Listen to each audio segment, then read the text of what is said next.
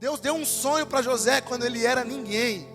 E por que Deus faz isso? Para que você crie uma imagem de quem você já é nele, para que no meio da temporada você consiga suportar tudo e aprenda com todas as circunstâncias. Eu vou construir a vida, meu fundar. Vamos lá, diga ele. Eu vou confiar,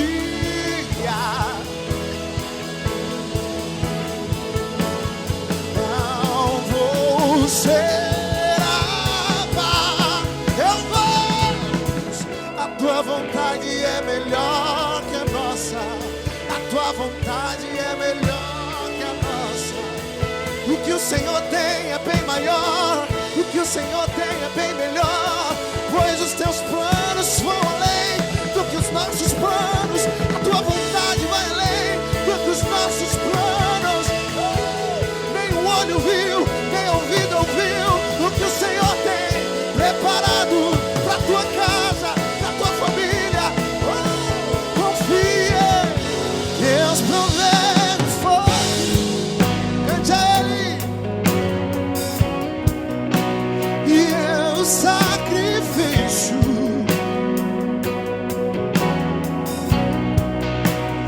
Deus provê o Espírito.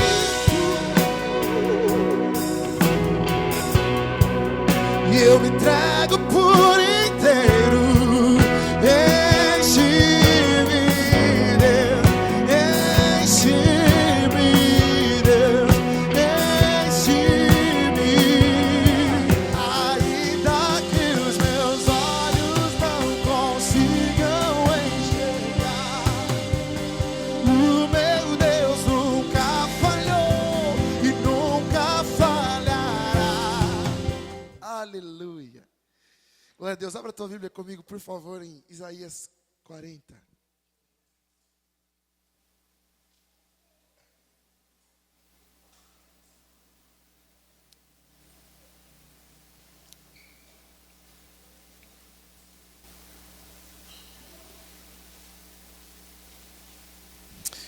Muito bom estarmos juntos em família. Você encontrou, diga: eu amo a Bíblia.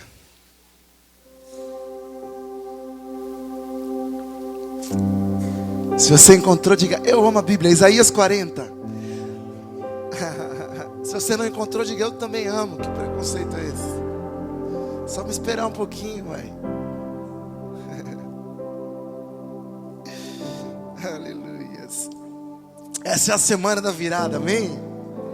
Quantos acreditam que esse ano de 2020 será um ano extraordinário na presença do Senhor? Um ano de tudo em dobro, 2020, olha só. Um ano onde está se iniciando aí, como muitos têm dito, uma nova década, onde Deus tem muito para fazer.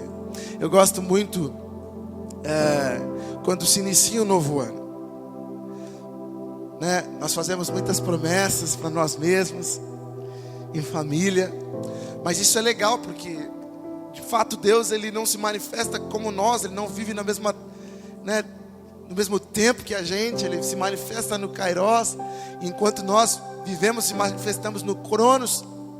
E a Bíblia diz que para Deus um dia é como 1000 anos e 1000 anos é como...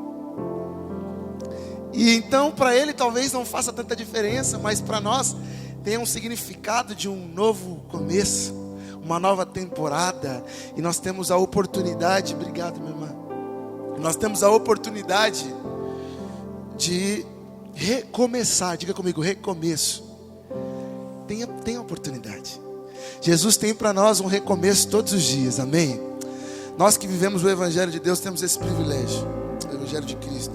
Isaías 40. Todo mundo foi, eu não fui, irmãos, que feio. Verso 30.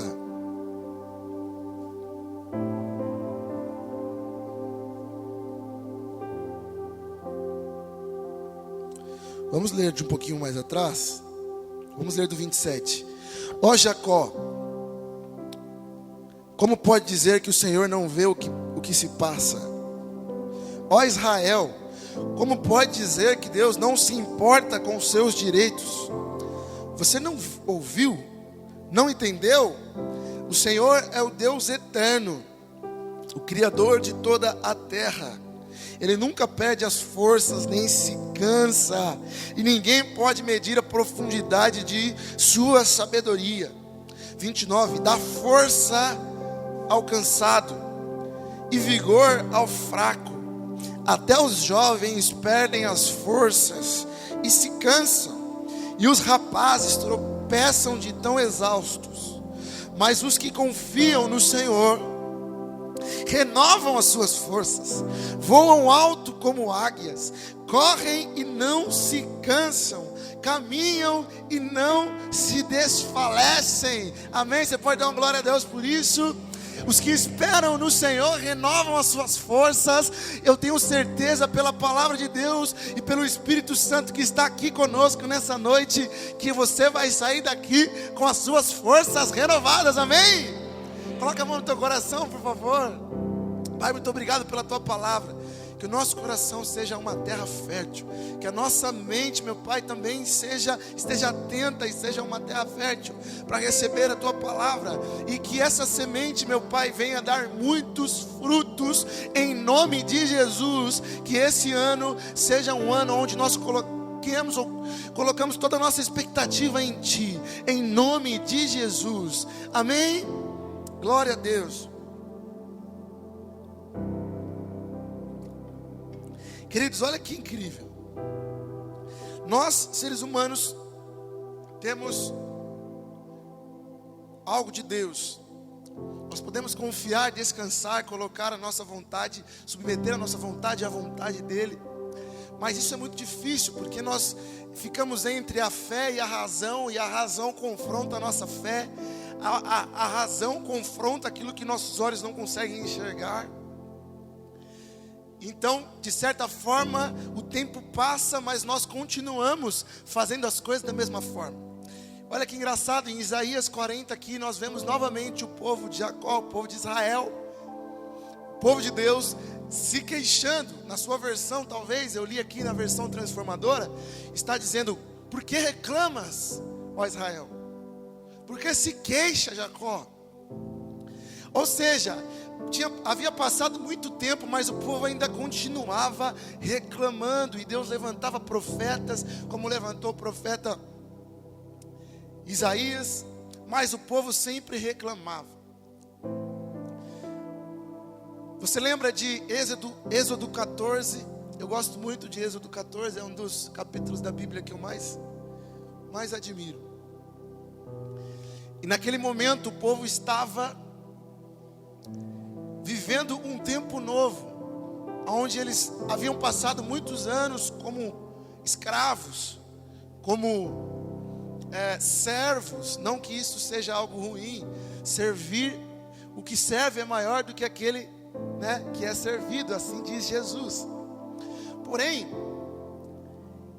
Deus sempre tem algo novo para nós que somos seus filhos, ou seja, para todos. Amém ou não? Nós vemos pela Bíblia e pela vida humana que nós temos que crescer. Existem temporadas e temporadas, mas todas as situações que nós passamos nos levam a um tempo novo de avanço, de crescimento. E o que nos impede de viver isso é o nosso conformismo, nós nos conformamos muito fácil com as coisas. E o povo de Israel estava completamente conformado em Êxodo 14. Por isso que tempos antes, Deus levantou Moisés, o libertador, para ir lá libertar o povo. E depois de tantos milagres que eles viveram, eles ainda não conseguiam acreditar no Deus dos pais deles, no Deus extraordinário que lá atrás fez uma promessa para Abraão. Abraão, saia da tua casa, saia da tua parentela e vai para o lugar que eu te mostrarei. Amém? Quantos estão comigo aqui? Estou fazendo só um plano de fundo para a gente entender, ficar na mesma conexão. E aí, queridos, Deus falou: eu te darei muitos filhos. a sua descendência será gigante. E essa promessa se estendeu para Isaac. Essa promessa de Isaac passou para Jacó, geracional. De Jacó se estendeu aos seus filhos. E de uma forma completamente maluca, Deus colocou o filho de Jacó, José, no Egito. E o próprio José não esqueceu da promessa. E ele disse: quando o Senhor se levantar e nos tirar daqui, por favor, leve os meus ossos. Amém? Então chegou o momento onde Deus levantou Moisés. E lá no Monte Sinai, Deus, através de uma árvore pegando fogo, de uma sarça ardente, o Senhor se manifestou a Moisés e falou: olha, você vai lá libertar o meu povo. Eu te chamei para isso. E Moisés perguntou ao Senhor: o que eu vou dizer quando as pessoas perguntarem em nome de quem você vem? Quantos lembram que Deus respondeu para Moisés? No nome do eu sou. Quando perguntarem quem eu sou, diga: eu sou o que sou. Você veio em nome do eu sou. Quem você é? Eu sou a provisão, eu sou a força, eu sou o descanso, eu sou o renovo, eu sou a alegria, eu sou a vida, eu sou tudo que vocês precisam. Deus é tudo em nós, tudo para nós, porque dele para eles são todas as coisas. E de fato a profecia se cumpriu através de muito esforço, de muita negociação ali com o faraó. O faraó liberou o povo, mas se arrependeu. E a palavra diz que Deus endureceu o coração de faraó. Por esse motivo, em Êxodo 14, o povo sabia que o exército do Egito estava vindo atrás deles. Então eles começaram a fazer de novo, reclamar, reclamar e reclamar. Muitas vezes nós passamos por situações difíceis em nossa vida, onde essa situação vai nos ensinar e nos levar a um tempo novo de crescimento, mas nós achamos que Deus nos esqueceu como o povo de Israel. E Moisés, como um bom ser humano, e uma pessoa normal como eu e você, foi orar. E ele disse: Deus, o povo só reclama, e eu não sei o que fazer. E o povo dizia: como você nos trouxe, nos tirou do Egito, onde nós tínhamos tudo, nós tínhamos comida, nós tínhamos alimento, nós tínhamos casa, nós estávamos lá, não precisávamos de ficar andando no meio do deserto, no meio do nada. Como você nos tira daqui para fazer com que nós, para a gente morrer aqui no Egito, no deserto?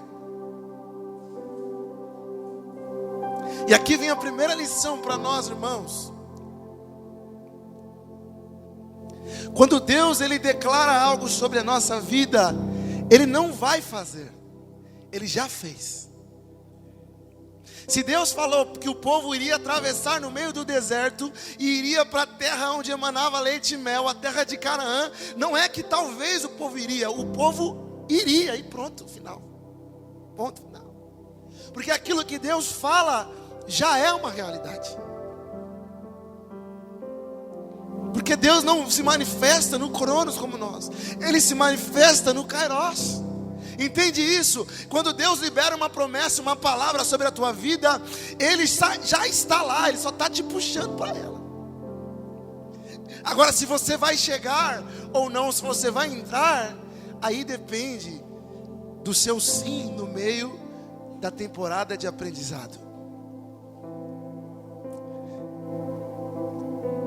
E eu não sei os irmãos, mas se o aprendizado de Deus para a minha vida, se o que eu tenho passado é para que me faça crescer e eu alcance a promessa de Deus, eu quero enfrentar. E aí naquele momento, Moisés disse: o povo só reclama. E Deus olhou para Moisés e disse: Moisés, para de orar. Agora não é hora de orar. diga ao povo de Israel que marche, continue andando, não pare de andar. E Êxodo 14 diz: e eu lutarei por vocês e vos calareis. O Senhor pelejará por vós e vos calarás. Ou seja, queridos, aquela luta não era uma luta do povo de Israel, era uma luta do Senhor. E a luta do Senhor, a vitória é garantida, amém? Quantos estão entendendo isso aqui? O povo só precisava de uma coisa: de continuar firme na palavra do que o Senhor disse. E por que o povo se desesperou, Lohan? O povo se desesperou porque eles sabiam que logo à frente havia um mar. E eles ou morreriam afogados, ou eles morreriam pelo exército do Egito. Mas a palavra de Deus diz que eles passaram em terra seca. Porque uma palavra do Senhor, queridos, Ele garante. E qual que é a nossa maior dificuldade? A minha dificuldade, a sua dificuldade é permanecer firme, conectado, fiel à palavra que o Senhor declarou sobre nós. Aquilo que a palavra de Deus, a Bíblia, declarou sobre nós. Que o Senhor estaria conosco até a consumação dos séculos. A palavra que diz que o Senhor é o meu pastor, por isso de nada não tenho falta. Existe uma diferença, porque o Senhor é meu pastor e nada me faltará é uma coisa. Agora o Senhor é meu pastor e nada tenho falta é outra, completamente diferente. Nós caminhamos debaixo dessa revelação que está no original do texto, que diz: o Senhor é o meu pastor e de nada eu tenho falta. É uma promessa. Se nós estamos no Senhor e se de fato nós acreditamos que Ele é o nosso pastor, nós não temos falta de nada, porque Ele é o eu sou. Tudo Ele já deu para nós. O que nós precisamos fazer? Continuar caminhando. Então o Senhor me trouxe aqui nessa noite para dizer para você, nesse ano de 2020, continue caminhando, porque você vai chegar do outro lado, na promessa que Ele fez para a tua vida, para a tua casa, para a tua família. Amém, queridos? Nós estamos aqui hoje em um subtema: nunca desista da fé, né, pastor? Nunca desista da fé.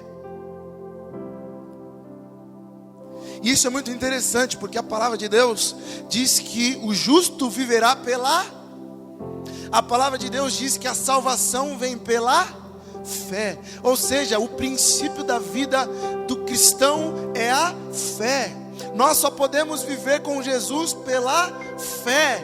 Nós só podemos confiar em Deus pela fé. Romanos 12, nós amamos esse verso. Talvez eu já até falei isso na outra vez que eu vim, não lembro. Mas nós ficamos, declarando e pregando para as pessoas que nós não podemos nos conformar com esse mundo, mas nós temos que transformar pela renovação da nossa mente.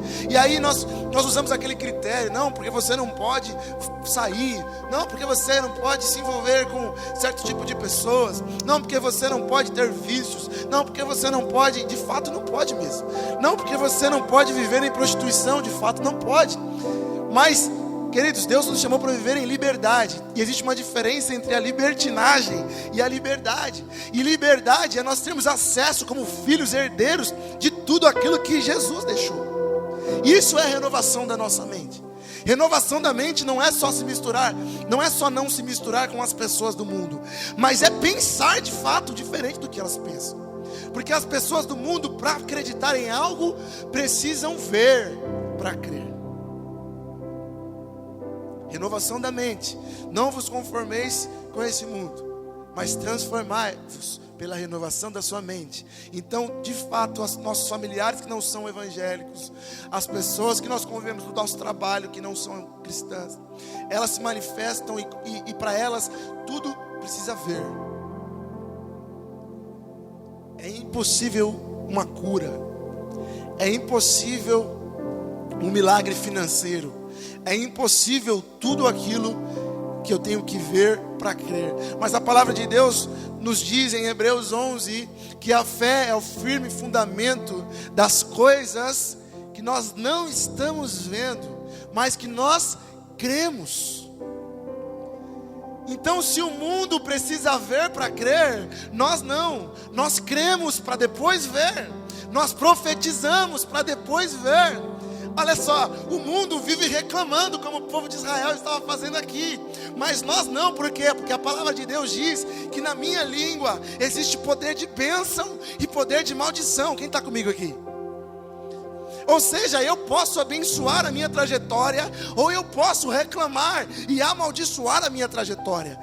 E vai aqui mais uma aplicação para a sua vida. Nesse ano de 2020, você pode abençoar a sua trajetória, ou você pode amaldiçoar a sua trajetória.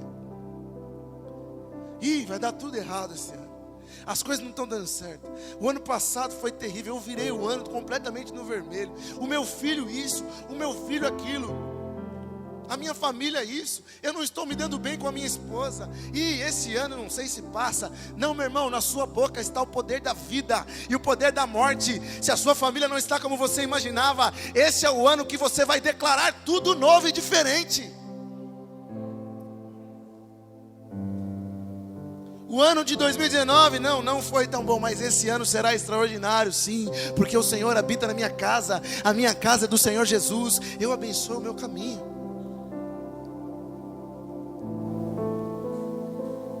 Você pode declarar comigo, diga assim: eu sou a bênção. Você é a bênção, meu irmão.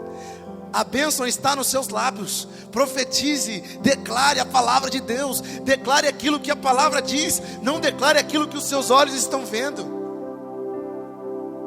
Nós cantamos essa canção aqui agora, ainda que os meus olhos não consigam enxergar. Essa canção eu escrevi num dos momentos mais difíceis da minha vida, onde eu tive uma segunda crise de burnout. Quem já ouviu falar de burnout emocional? E eu estava completamente triste, desanimado com toda a minha vida. Mas eu não parei, eu continuei caminhando. Mais lento, mas eu não parei de caminhar. E eu lembro que nas minhas orações eu não tinha muitas palavras, porque eu estava fraco emocionalmente. Então o que eu mais fazia era chorar.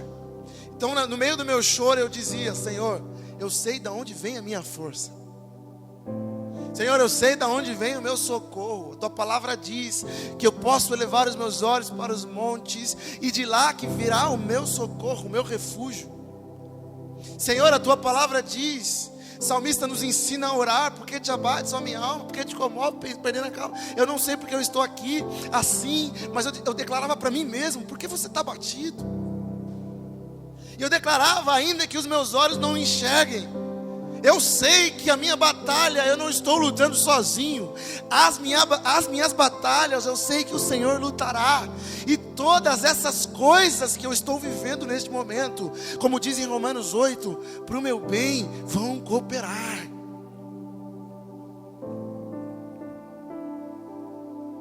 Tudo que nós passamos, tudo que nós vivemos coopera para o nosso bem, coopera para a nossa trajetória.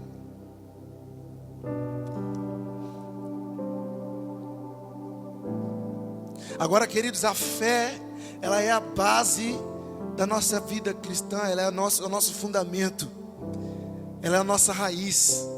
A fé em Cristo Jesus. A fé na fé não adianta nada. A fé como um sentimento de fé não adianta nada. Mas a fé em Cristo Jesus muda tudo. Amém? Amém? Quantos vão viver um ano novo, um ano de 2020, completamente conectados com Cristo, enraizados, arraigados, como diz a palavra de Deus em Efésios, em Cristo Jesus? Levanta a tua mão e dá um glória a Deus aí.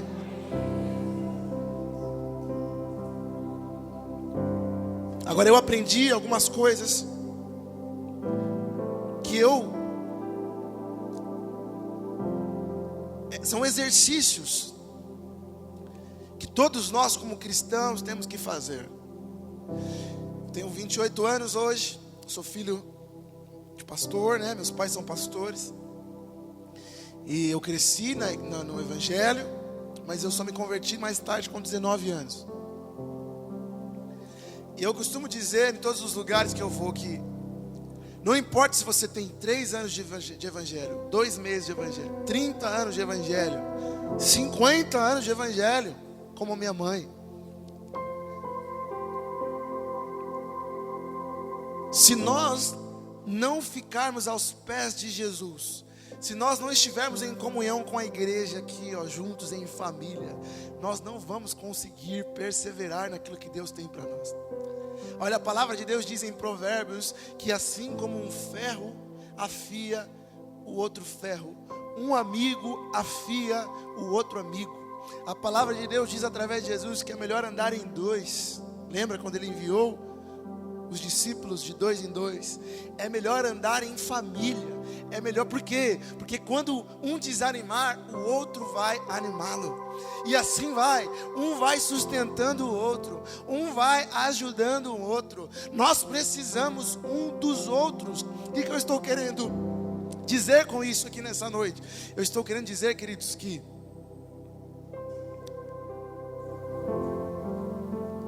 nós nunca vamos estar preparados.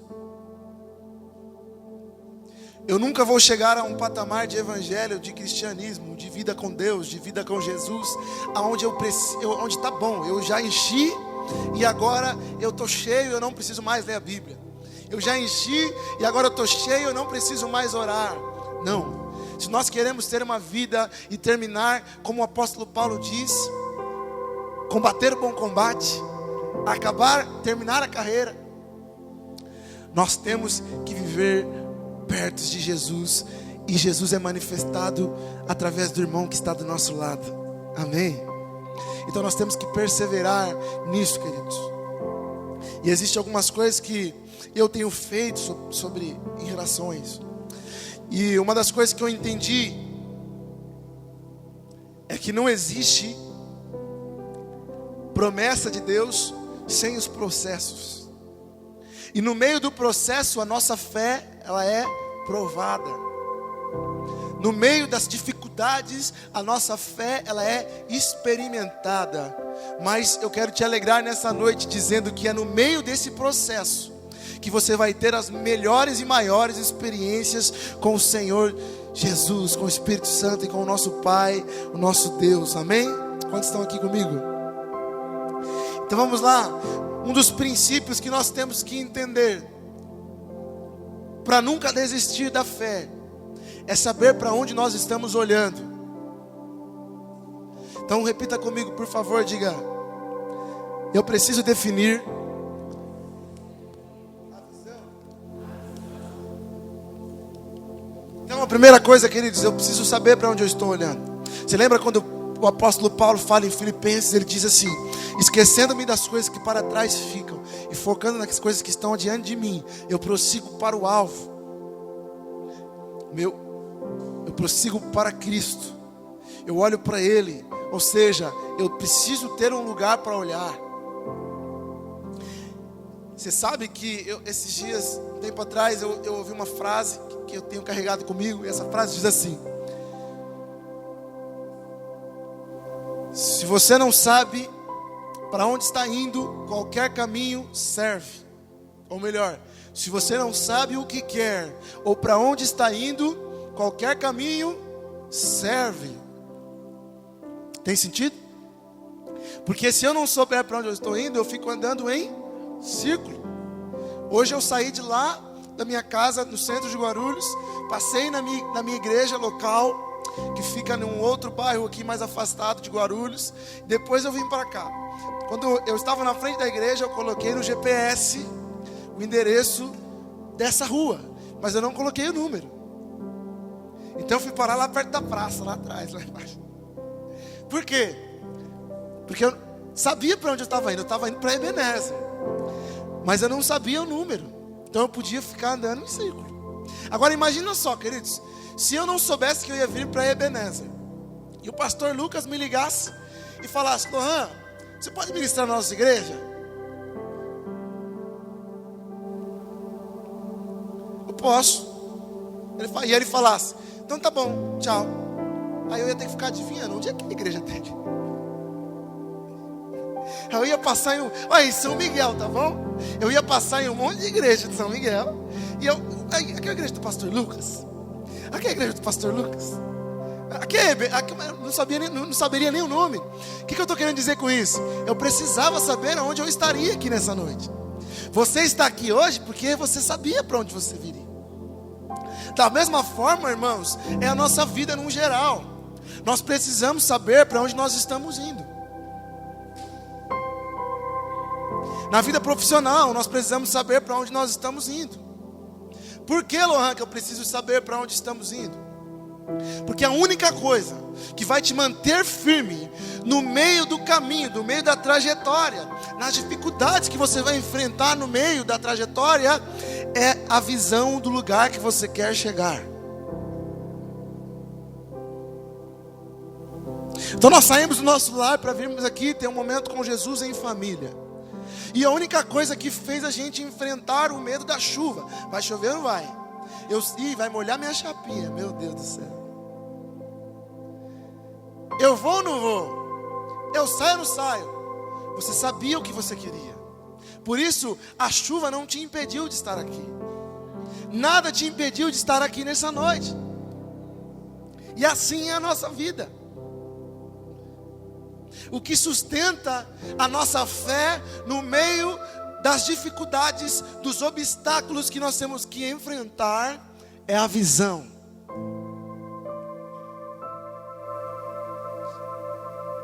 A visão me anima. Eu quero te dar um outro exemplo para que isso fique guardado no seu coração. Quantos aqui já construíram uma casa, trabalham com construção, ou fizeram a própria casa? Quantos já viveram esse momento? Olha que legal.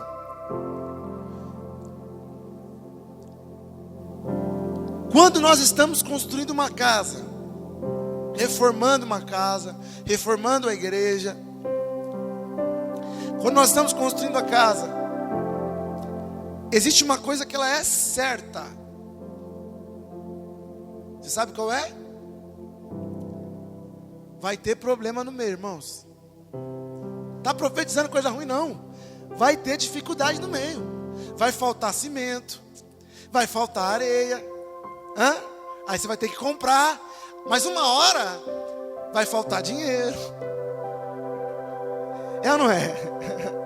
Aí você fala, beleza, cartãozão de crédito, o limite vai estourar. Não, empréstimo, minha casa, minha vida. Aí você vai lá, já tinha feito esse empréstimo. Porque na construção também usa, né? Ou seja, vai ter alguma coisa que vai dar errada. Ou então o mestre de obra, o engenheiro, ou alguém que está lá trabalhando, pode construir uma parede no lugar errado, que não era para construir. Isso é uma certeza. Agora, o porquê que você não vai desistir no meio do caminho? Porque antes de você começar a levantar aquela casa, você fez a planta da casa. Você desenhou aquela casa. E na sua mente existe, na sua imaginação, ou talvez em uma maquete, o planejamento daquela casa. Então você tem uma visão de como ela vai ficar pronta. A parede rebocada, o teto, a sanca, o piso laminado, o piso vinílico, o piso de porcelanato, é ou não é? Ou seja, a única coisa que vai te fazer não desistir no meio do caminho, quando as coisas derem errado no meio da construção da tua casa, é a vontade de ver ela pronta. Porque a maquete já te deu um panorama, já te deu uma visão. Existe algum engenheiro aqui, arquiteto? Olha lá, te deu uma visão. E isso faz você não querer desistir no meio do caminho. Quantos estão entendendo isso aqui hoje? A visão de ver pronta, a maquete. Então quando você estiver desanimando, você vai pegar o seu celular, vai abrir o seu computador, ou se você tiver feito uma maquete externa. Sabe quando você compra aquele apartamento na planta? Quem já passou por isso aqui? Você compra, nem começou a construir, o terreno está vazio. E aí a construtora dá 2 anos para construir. E aí já passou 2,5, você está desesperado, porque você não consegue mais pagar o aluguel e pagar, ou não consegue mais morar na sogra e pagar a prestação. Você está com vontade de colocar os pés na sua casa. Existe uma coisa que faz você ficar de pé no meio desse processo. É quando você olha para o seu celular e vê a foto da maquete do condomínio feito, da piscina, da garagem. Ou quando você vai lá visitar a obra e você vê a maquete e fala: uau, eu vou morar nesse lugar. E isso empolga, irmãos. Não sei se você está entendendo o que eu estou falando, mas isso empolga. E por que eu estou falando isso? Porque a palavra de Deus diz em Abacuque: escreva a tua visão em letra grande, para que quando alguém passar correndo, essa pessoa consiga enxergar. Todas as vezes que você estiver desanimado e olhar para a sua visão, para onde você quer chegar, para o projeto que você tem para a tua família, para que serve o álbum do casamento? Para mostrar para quem visita a casa? Sou casado há 6 anos. Já vivemos e enfrentamos, apesar de pouco tempo, muitas coisas. Eu e minha esposa que está aqui. Minha esposa não veio da outra vez, né? Ô, gente, nem apresentei minha esposa desde está aqui comigo. Você pode dar um aplauso a Jesus pela vida dela. Aleluia. A mulher mais linda da igreja, oh glória. Para mim, né? Cada um com a sua. Está ali também meu primo Batera, Caleb, de Deus. E aí, queridos, existiu um dos anos, 2017, nós passamos por uma turbulência muito grande. Foi a primeira vez que eu fiquei doente emocionalmente. E aí, eu lembro que no nosso aniversário de casamento, 26 de outubro, nós morávamos no interior de São Paulo, nós ficamos 2 anos lá. Minha esposa é dentista e ela tem um consultório lá em Nazaré. E nós ficamos 2 anos morando lá.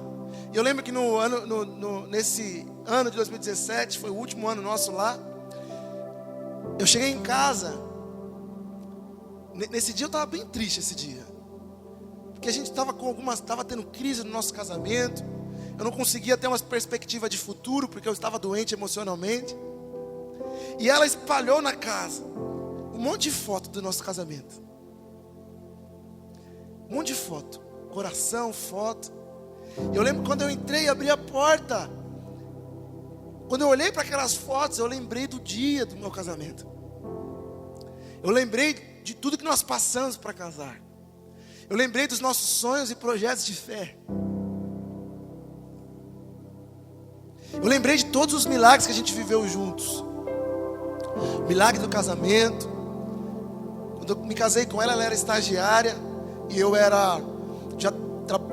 trabalhava com ministério, com música. Então um mês o salário era muito bom, o outro mês o salário era quase nada. Nós tivemos 1 ano para preparar nosso casamento. Casamos em 2013. E nós casamos, queridos, num dos melhores salões que tem em Guarulhos. É um clube, um salão bem grande. Cabe 1.200 pessoas. Foi um milagre assim, uma coisa de Deus. A nossa festa de casamento foi pago buffet para 430 pessoas. Nem eu acredito como eu fiz essa loucura hoje. Olha só, 2 jovenzinhos. Eu com 21 para 22 e ela já com 22 anos. E a gente orava e clamava e vivíamos tanta coisa. Nosso casamento foi uma loucura. Se fosse, eu ganhei o som do meu casamento. Só o som do meu casamento, se eu fosse alugar, custaria mais de R$8.000. Meu casamento tinha uma estruturona assim. Eu era músico, você sabe, né, pastor? Uma estrutura assim, de 2 telão, aquela coisa mais linda. Se eu fosse pagar tudo aquilo, muitos milagres a gente viveu. Quando eu entrei na minha casa aquele dia e eu vi aquelas fotos, eu lembrei de tudo, irmãos. Eu lembrei que em 2014 nós precisávamos de um carro. Tentamos comprar um carro, deu errado. Aí no final de 2014, eu entendi que o carro que nós queríamos comprar deu errado, porque no final do ano Deus queria nos dar um carro de presente, melhor do que o outro que a gente queria comprar. Às vezes a gente não entende um processo aqui, porque nós não temos a visão kairos que Deus tem. Nós não vivemos nesse tempo, porque nós somos do Cronos. Mas Deus, quando Ele está fazendo algo hoje, Ele já viu lá na frente como vai terminar. Então como é que pode? Às vezes nós ficamos tão desanimados no meio da trajetória. E o nosso álbum de casamento, eu sei que é para isso também, porque nos traz uma visão. E aí você pega o seu álbum de casamento no momento de crise com a sua família, e você olha. Você pega um álbum de fotos no momento de crise, quando você tem 2, 3 filhos, e você olha seu álbum de família, e você vê seu filho nascer. Você vê tudo e você fala, não foi isso que eu planejei. Eu não planejei isso para minha vida. O que Deus tem para mim é muito maior. Por isso eu vou declarar coisas novas, porque existe uma visão em minha vida. Queridos, e isso tem que ser para a vida, toda a nossa vida, a vida profissional, a nossa vida familiar, o nosso ministério, a nossa vida com Deus. Tenha uma visão em todas as áreas da sua vida.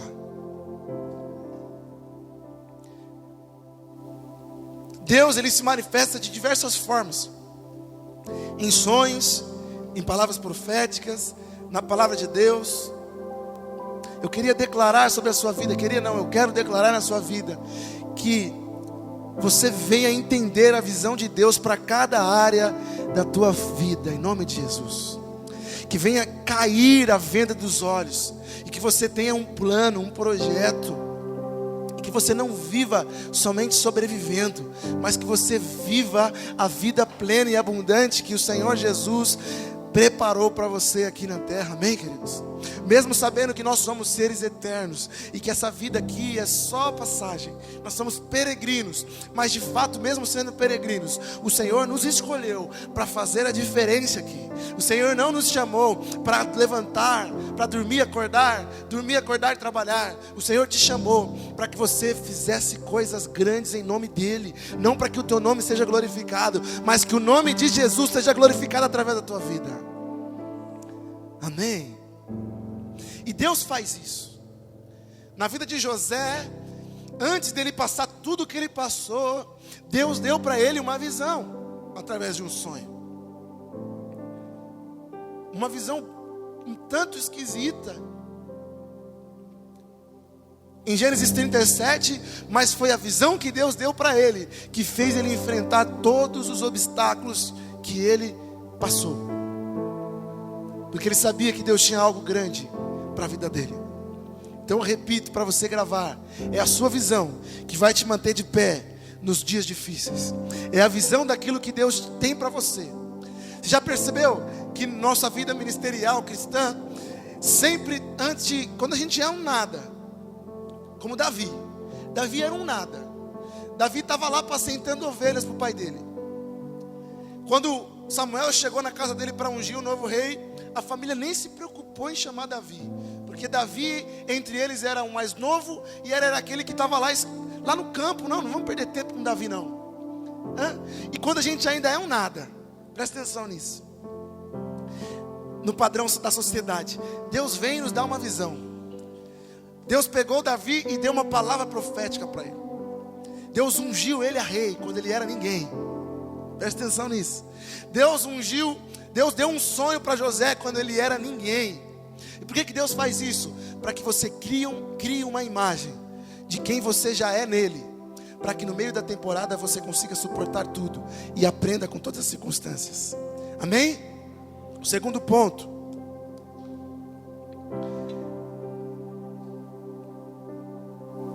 enfrente a temporada que você está passando.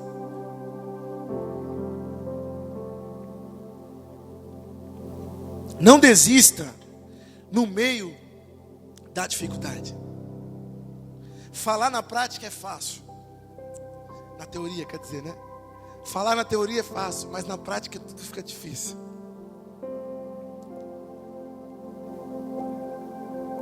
Uma coisa que é muito linda na história de José. José tinha uma visão de Deus, mas ele nem imaginava que tudo que ele passou com os irmãos dele, com a família dele, quando os irmãos dele jogaram ele dentro do poço. Estão comigo? Quantos lembram? Quando os irmãos dele tiraram ele do poço, arrancaram a túnica dele, venderam ele como um escravo, como um ninguém, como um nada. Muitos de nós, numa situação como essa, a vida acaba. Muitos de nós, numa situação como essa, a gente fala: Deus me esqueceu. Não é possível. Minha mãe não me ama, meu pai não me ama, meus irmãos não me amam e Deus me largou. É ou não é? Mas existe algo extraordinário na vida de José. José já tinha uma mentalidade, já tinha a mentalidade de Cristo, mesmo sem Cristo ter vindo ainda, porque Cristo já era real, amém? Ele tinha a mentalidade de Cristo. E qual que é a mentalidade de Cristo? José não se sentia órfão, José não se sentia vítima, José sabia quem ele era, José sabia o que Deus iria fazer na vida dele. Então José, quando chegou na casa de Potifar, ele tinha uma escolha a fazer: ou eu vou ser um coitado nessa casa, ou tudo que eu colocar as minhas mãos irá prosperar. Ele escolheu a segunda opção. Tudo que José colocava as mãos prosperava. Você precisa entender isso aqui nessa noite, meus irmãos. No meio da dificuldade, no meio da rejeição, no meio de tudo que ele estava passando, ele escolheu ser um servo bom e fiel.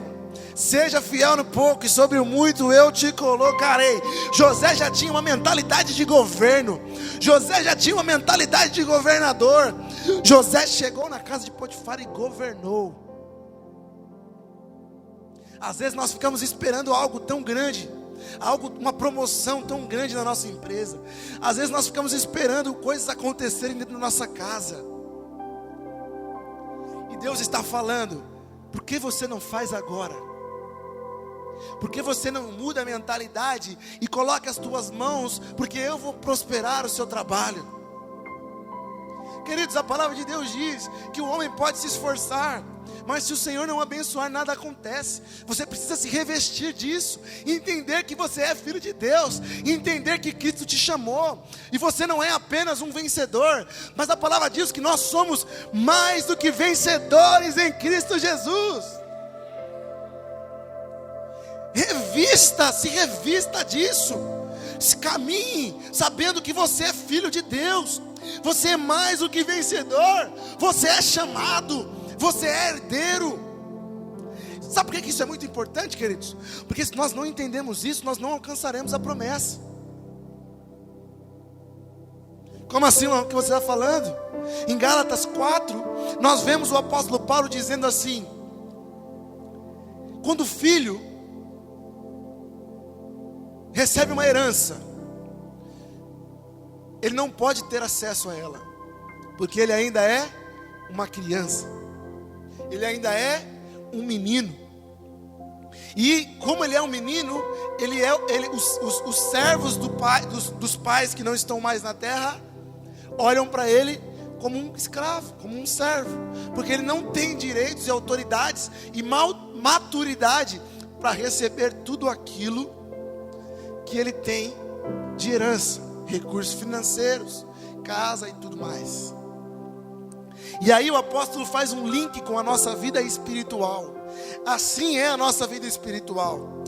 Se nós formos crianças no espírito, você lembra quando a palavra de Deus diz se refere ao novo convertido, se refere ao leite? Quantos lembram disso? O que acontece? Se nós ainda somos meninos no espírito, nós não conseguimos saber quem nós somos. E os meninos no espírito fazem o que o povo de Israel fez. Em Êxodo e Isaías 40, reclama. O povo que ainda é menino no espírito faz aquilo que o povo de Israel fez. Não prospera. Por quê? Porque eles se acham um coitado. Uma das coisas que mostra quem nós somos em Deus é quando nós acabamos com a fofoca na nossa vida. É quando nós paramos de olhar para o nosso irmão com inveja. Por que eu estou dizendo isso, queridos? Com amor. Eu estou dizendo isso porque a Bíblia diz, desde criança, é assim, infelizmente. Você lembra quando nasceu Jacó e Esaú? Eles nasceram já brigando. Todos os irmãos da Bíblia tiveram um atrito. E na nossa vida espiritual significa isso. O irmão, quando nós somos jovens no nosso espírito, é como se nós fôssemos irmãos uns dos outros. E o fato de ser irmão faz com que a gente tenha inveja do outro, tenha ciúmes, fofoque. Aí quando nós se tornamos filhos maduros no espírito, nós começamos a olhar as pessoas com empatia, com olhar de paternidade, com olhar de amor, com olhar de podia ser eu. Podia ser eu. Então nós temos que entender, queridos, que no meio da temporada atual é difícil, dói, mas é um momento onde nós estamos crescendo. É um momento onde José, ele estava sendo preparado para ser o governador do Egito. Quando tudo parecia estar bom, o que aconteceu? Ele foi para a prisão. E quando chegou na prisão, quando nós estamos lendo a história pela primeira vez, aí nós falamos, não é possível, agora ele vai parar. Mas a palavra diz que não. José era um servo tão bom, tão diferenciado,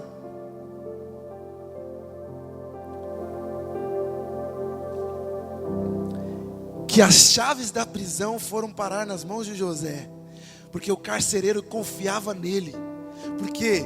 Porque José entendeu que ele não seria um governador, ele já era um governador. Eu quero dizer para você, eu não sei qual estágio da tua vida você está, eu não sei qual área da sua vida profissional você está, eu não sei o que você almeja, mas comece a se comportar como se você já fosse. E seja um servo bom e fiel nas pequenas coisas. Amém? Quantos estão aqui? Está dando para entender ou estou fazendo confusão? Olha só esse outro exemplo, para você guardar. Quantos gostam de viajar aqui? É muito bom viajar. Quantos viajaram no final do ano? Olha só que lindo. Viajar é muito bom. Só que o que é mais gostoso? Chegar no destino ou ficar no meio do trânsito quando você está indo para Caraguá no final do ano? Para Ubatuba, para Angras, para Paraty? Chegar lá. Ficar no trânsito é muito ruim, é muito chato. Porém a vontade de chegar lá é tanta que a gente enfrenta o trânsito. Olha só, a gente enfrenta. Você passa por obstáculos, o pneu do carro pode furar, o voo pode atrasar no aeroporto, a chuva pode adiar o voo para o outro dia, mas a vontade de rever a família, a vontade de passear, a vontade de chegar na água, de ficar lá na areia tomando um sol, é tanta que você passa por isso. O que você quer dizer com isso, Lohan? Você enfrenta o que você está passando, porque vale a pena.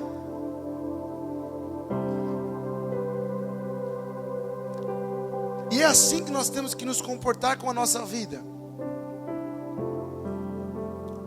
Quando você está estudando, cursando algo na faculdade, principalmente quem estuda mais de 4 anos, 5, 6 anos, faz pós, doutorado, mestrado, só existe uma coisa que te mantém no meio daquilo ali.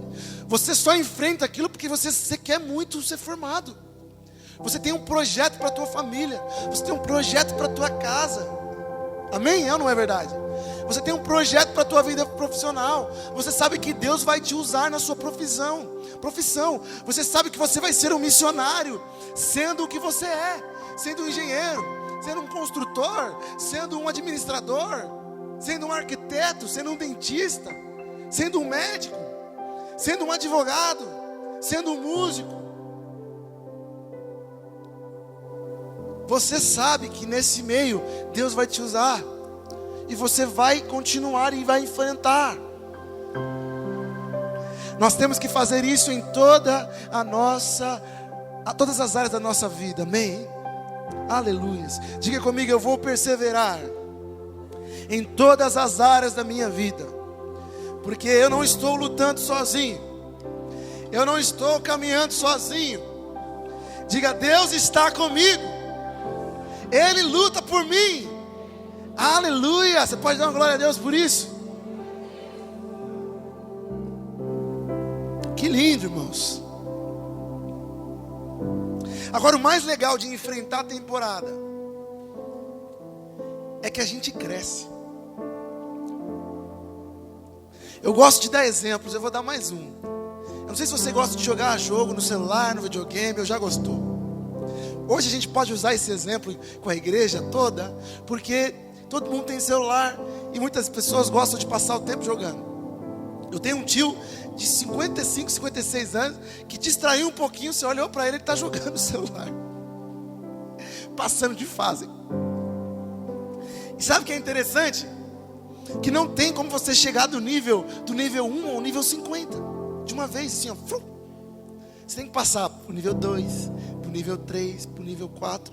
E o seu bonequinho no jogo, cada hora que você passa, fica mais forte.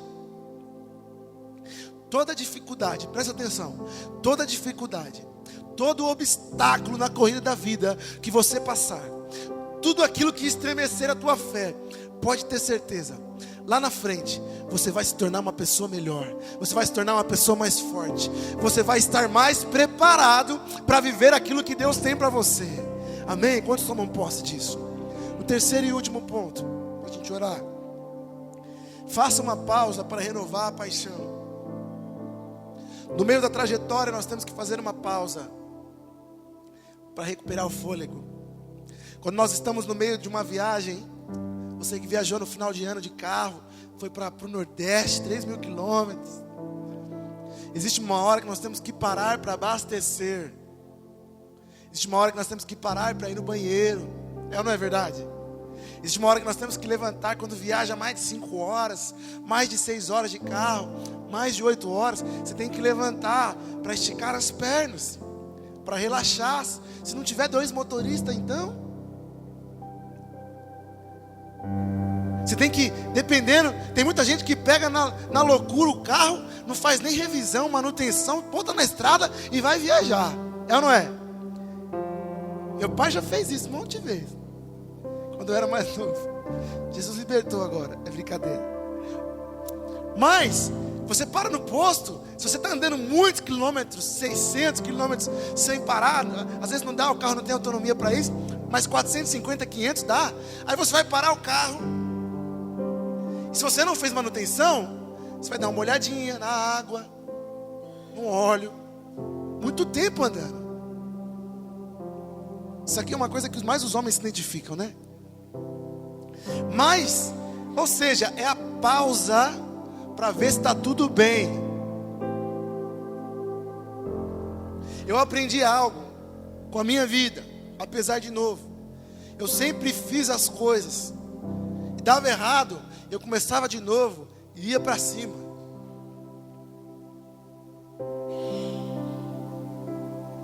Desde novo. E aí eu não dava pausa para ver como eu estava. E esse é o ponto principal dessa mensagem. Guarde isso no seu coração. É um fundamento para a tua fé. Porque nós somos seres humanos, corpo, alma e espírito, trino. Se o corpo estiver ruim, mas a alma bem, não é legal. Se a alma estiver bem, o espírito e o corpo ruim, também não é legal. Se a alma estiver ruim e o corpo saudável, não é legal. É equilíbrio que é legal. E às vezes nós nos comportamos como se nós fôssemos uma máquina. Por quê? Porque minha família precisa. Eu não tenho tempo de pensar. Eu não tenho tempo de parar. Eu só tenho que pegar e resolver. E eu vou resolvendo. E eu vou resolvendo. Amém, irmãos? Resolver problemas é uma característica de quem tem mentalidade de José, mentalidade de governo. Mas existe um momento que você precisa resolver você. Você precisa olhar para dentro de si. Você precisa ver como é que você está. Tem um pastor amigo meu, lá de Jandira. E ele falou que ele ia vivendo. E uma pastora aconselhou ele a fazer cuidar dele, cuidar das emoções dele. Fazer uma sessão, né, no médico, também na psicóloga.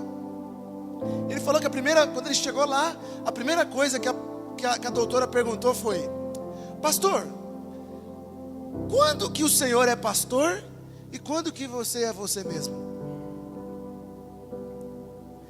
Quando ele contou isso, ele contou chorando. Porque ele falou: eu não soube responder. E eu faço essa pergunta para você. Quando você que está aqui, irmão, irmã, quando você é uma mãe, e quando você é você, quando você é um pai, e quando você é você, quando você cuida de você,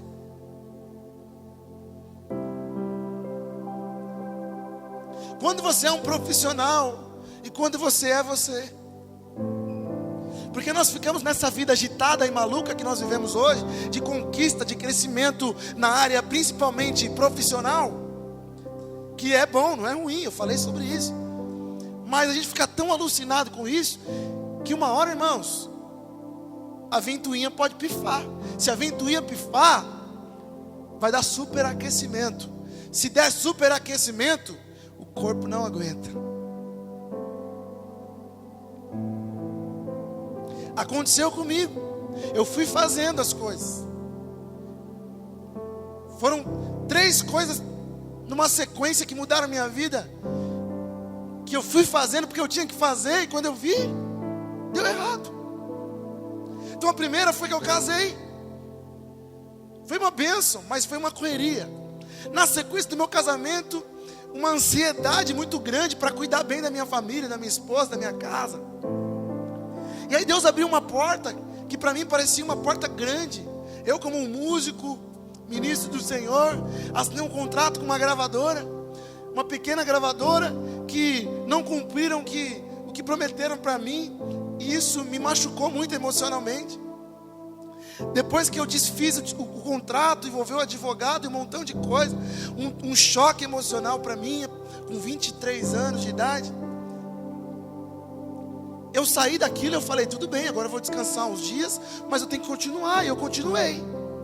Na sequência, houve a oportunidade para que eu me mudasse para o interior e construísse com a minha esposa o novo consultório dela. E eu fui fazendo. Eu não dei pausa. Uma loucura atrás da outra. E aí, quando as coisas estavam erradas, eu não parava para recalcular a rota. Eu só continuava. Eu não parava para cuidar de mim, e eu só continuava. O que isso aconteceu? O que isso ocorreu?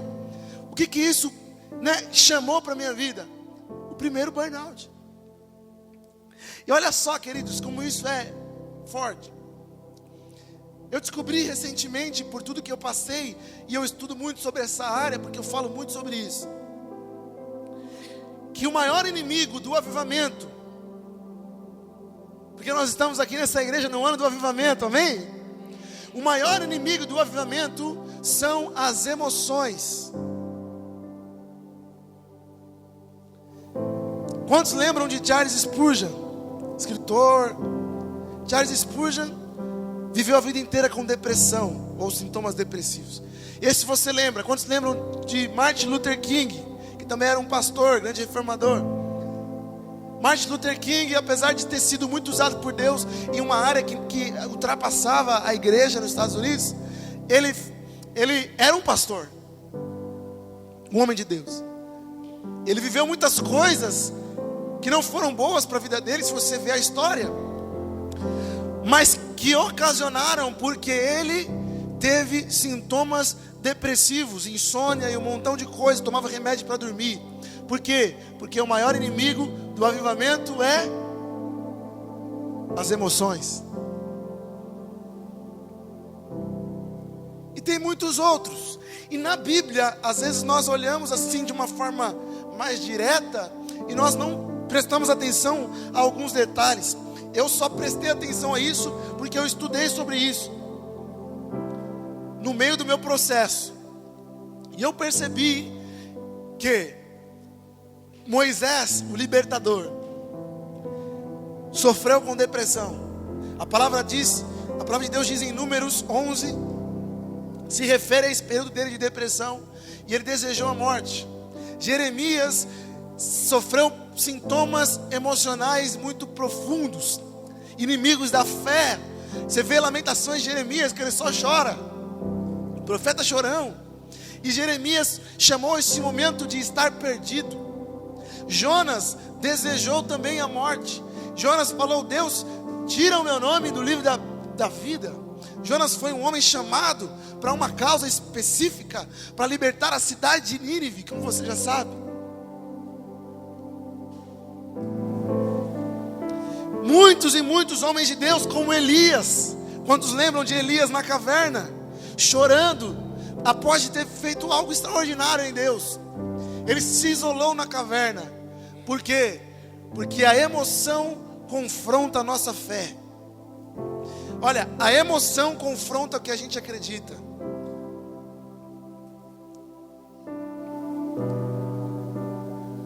Jó, como nós vemos na palavra de Deus também. E o que eu mais achei interessante que a Bíblia faz questão de nos ensinar, em Mateus 16:38, quando Jesus estava a caminho do Getsemane para orar, a palavra de Deus diz que ele estava em profunda tristeza, e se refere como uma tristeza mortal. Jesus sofreu todos os sintomas que o ser humano pode sofrer quando ele estava na terra. Agora, o que é o mais legal disso? É que a Bíblia está cheia de histórias de homens e mulheres que são como nós, frágeis, fracos, limitados, que dependem de Deus. Existe alguém que depende de Deus aqui nessa noite? Nós precisamos das pessoas, mas nós só dependemos de Deus. E essas histórias nos encorajam a continuar a nossa trajetória. Eu acredito que é um alerta para nós que amamos Jesus aqui nessa noite. Nós só vamos conseguir alcançar os nossos sonhos, as nossas promessas, aquilo que Deus declarou, se nós cuidarmos de nós mesmos. Nós não somos super-heróis, irmãos. Não somos. Olha, eu tenho uma notícia boa para você. Você vai alcançar aquilo que Deus colocou no seu coração. Fique tranquilo. Mas saiba que é por Ele que você vai alcançar. Porque nós não somos super-heróis. Nós somos pequenos. Nós somos limitados. Nós somos dependentes de Deus. Sabe, o dia que eu disse sim para Deus, e aqui eu termino, Deus fez um milagre atrás do outro para a minha vida, na minha vida. Deus me deu casa, Deus me deu tudo que eu precisava, Deus me deu carro. Em 4 anos eu tive 4 carros. Para um menino de 28 anos isso é muito. Não falta nada para mim. Tem uma marca de roupa que me patrocina, me dá roupa. Mas a gente é tão inquieto que a gente não consegue ver os detalhes que Deus está fazendo na nossa vida, porque a gente queria de outro jeito. E com tudo que eu passei, o Senhor me trouxe a ver o quanto Ele cuida de mim, e que vale a pena eu perseverar, mesmo que as coisas às vezes pareçam não estar dando certo como eu esperava. E é por esse motivo que eu escolhi, eu sei que você também escolheu, nunca desistir da fé em Cristo Jesus, o nosso Salvador. Coloque a mão no teu coração. Eu quero declarar algo sobre a sua vida. Nesse tempo que nós vivemos, não sou contra nada de tecnologia que nós temos, mas infelizmente o mau uso da tecnologia nos faz ficar muito acelerado. A vida moderna, a vida maquiada que nós vemos no Instagram, no Facebook, traz algo confrontador para nós. Uma sensação de que a nossa vida é ruim e a vida do nosso próximo é uma vida excelente, boa. Mas deixa eu dizer para você, o que Deus tem para você é único. Não se compare com ninguém. Você é herdeiro da promessa. Você é amado, justificado, redimido, comprado pelo sangue do Cordeiro. Aleluias. Coloque a mão no seu coração. Pai, nós queremos te agradecer por essa noite. Deus, eu quero declarar e profetizar sobre a vida da tua igreja algo novo do Senhor. Oh Deus, não algo que não está na tua palavra, mas uma mudança de mentalidade sobre nós, sobre mim, sobre cada um que aqui está. Oh Deus, que nós venhamos entender que somos herdeiros, que somos chamados, que o Senhor nos escolheu, que o Senhor é que nos capacita, que nós não podemos mais, meu Pai, viver presos com a mágoa, viver presos, meu Pai, com a falta de perdão. Oh Deus, porque isso vai nos fazer desistir da fé. Oh meu Pai, que nós não venhamos deixar os nossos sonhos serem enterrados, mas que os nossos sonhos, meu Pai querido, em nome de Jesus, venham cada vez ser mais motivados. Em nome de Jesus eu declaro que sonhos sejam ressuscitados aqui nessa noite. Ó Deus, todo sonho que havia adormecido na vida dos teus filhos, ó meu Pai querido, nós declaramos agora um novo momento, uma nova oportunidade, um novo recomeço, um novo começo. Ó Espírito Santo, nós queremos, toca o coração de cada um. Ah, papai, que nós não venhamos mais perder tempo com coisas que não nos ajudam. Ó Deus, nos dê discernimento para entender o que é espiritual, o que é do homem e aquilo que vem de Deus. Ó meu Pai, se existem pessoas aqui que precisam de uma ajuda específica, em nome de Jesus, abra os olhos em nome de Jesus. Ó Pai, reconhecer fraqueza não é ser derrotado. Reconhecer fraqueza é uma característica daqueles que são mais do que vencedores em Cristo Jesus.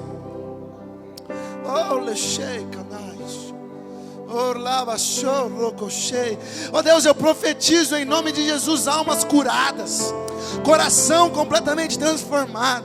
Oh Deus, eu profetizo pessoas sendo boas e fiéis no pouco, para que vivam o muito.